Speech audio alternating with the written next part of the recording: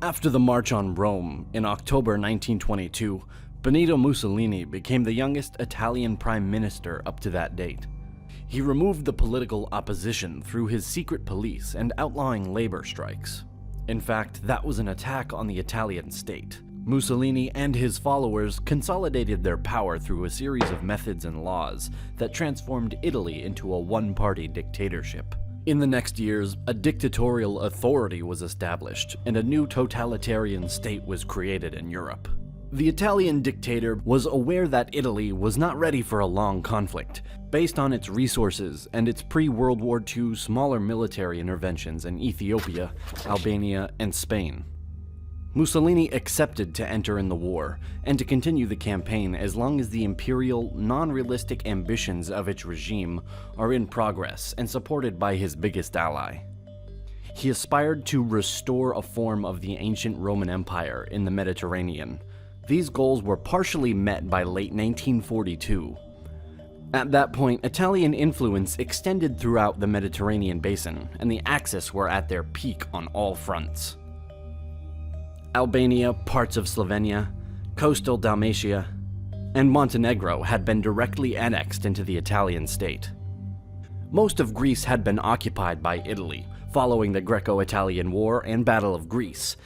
On the 28th of October, Mussolini issued an ultimatum to Greece, demanding the cession of Greek territory.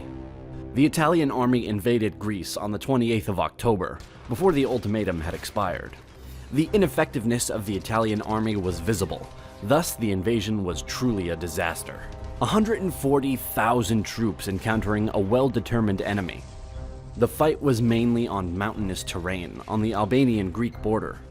What was expected as a pretty quick success was instead a failure. By mid-November, the Greeks had stopped the Italian invasion, and after that pushed away the enemy back to Albania. Finally, Italo-German forces had achieved victories against Greece and Yugoslavia, and had occupied parts of British-held Egypt on their push to El Alamein after their victory at Gazala. However, Italy's conquests were heavily contested. Even if Yugoslavia and Greece were defeated, large partisan movements existed here and created large difficulties for Axis forces. After the struggle in North Africa, Mussolini requested help from his German ally. By May 1943, the Allies managed to defeat the Axis forces in North Africa. And new plans were to be made. Even before their victory, a disagreement among the Allies existed, especially on the further strategies. The British Prime Minister, Winston Churchill, focused on the naval power of Britain, and his plan was to create well-pointed, small operations in order to weaken the enemy. The United States, with the larger US Army, wanted a more brute and direct strategy of fighting. The ability to launch such a campaign depended on first winning the Battle of the Atlantic. Their staff believed that a full-scale invasion of France at the earliest possible time was needed to end the war in Europe. The British instead argued that the presence of large numbers of troops trained for amphibious landings in the Mediterranean made a limited-scale invasion possible and more useful. Eventually, the US and British political leadership reached a compromise in which both would commit most of their forces to an invasion of France in early 1944, but also launch a relatively small-scale Italian campaign. Franklin D. Roosevelt's desire to keep US troops active in the European theater during 1943 and his attraction to the idea of eliminating Italy from the war made him like this idea. Knowing Italian internal problems and their former military campaigns, it was hoped that the invasion might knock Italy out of the conflict. The elimination of Italy would enable Allied naval forces, principally the Royal Navy, to dominate the Mediterranean Sea and possibly create a bigger southern front.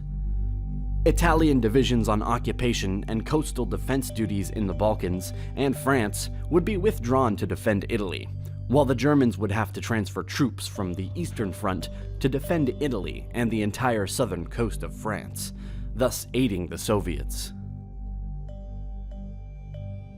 A combined Allied invasion of Sicily began on the 10th of July, 1943, with both amphibious and airborne landings. The land forces involved there were the U.S. 7th Army under Lieutenant General George S. Patton and the British 8th Army under the General Bernard Montgomery.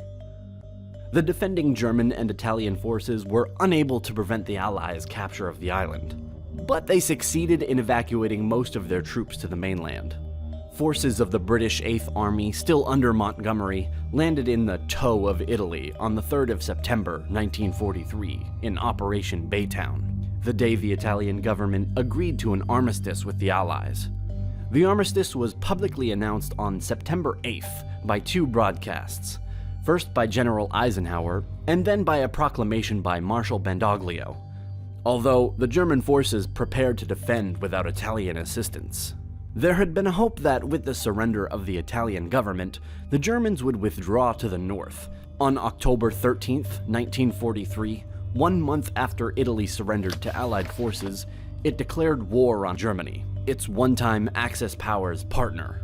Italy was led into the war by Benito Mussolini, the prime minister who had formed an alliance with Germany in 1936. In the summer of 1943, as Allied forces landed in Sicily, public support for the war and for Mussolini diminished. Mussolini was ousted on July 25th, and his replacement, General Pietro Badoglio, sought peace with the Allies and reached an armistice on September 3rd. Germany, which had troops stationed throughout Italy, proceeded with an occupation of the country and seized strongholds from a disorganized Italian military. Knowing that just a small part of Italy was occupied, why did they switch sides so easily? As it was presented, even if Italy could have been a potential great power, it had many shortcomings, and not only in the military. Having a fragmented society after the First World War, the political arena was shocked by some instabilities, and it ended with a guy who promoted war and some sort of fanatism at its helm. Italian logistical deficiencies were seen in their campaigns, and this was mainly due to the lack of proper equipment, which was based on other factors. The army wasn't just poorly equipped with outdated or insufficient weapons, but in some cases poorly trained. Many army officers prepared the army for classical situations.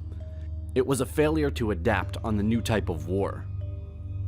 That, plus the fact that some of the generals were chosen more for their loyalty than their capacities. Although could be considered the main German ally, the country wasn't ready for a large-scale conflict. Their industrial sector was small, the preparedness and training of the soldiers was limited. Large industries were vital in such campaigns. Germany placed a special emphasis on arming and creating industries for tanks, artillery, warplanes, and so on. The Italian army, on the other hand, was poorly equipped for a war against Great Britain or the United States. Italian industries were outproduced in terms of quantity and quality compared to those of its enemies. The situation can be seen even worse if we look at it from a geographical perspective. The country is a peninsula, a large one, with huge coasts to guard. Having an enemy capable of doing amphibious and paratrooper landings in a sea which became less and less dominated by your ships is not a good sign to continue a war.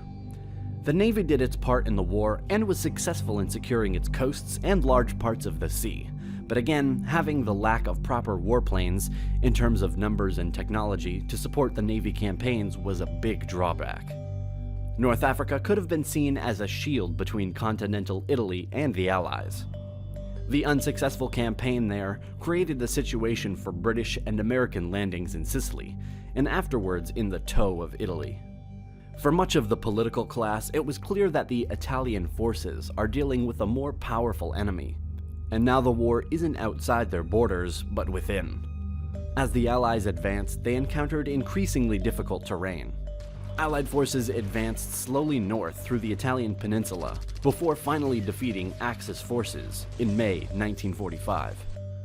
Mussolini, who was rescued by the Germans from an Italian prison and made the leader of a puppet state, the Italian Social Republic, in parts of Italy not occupied by Allied forces, was captured and executed by members of the Italian partisan resistance.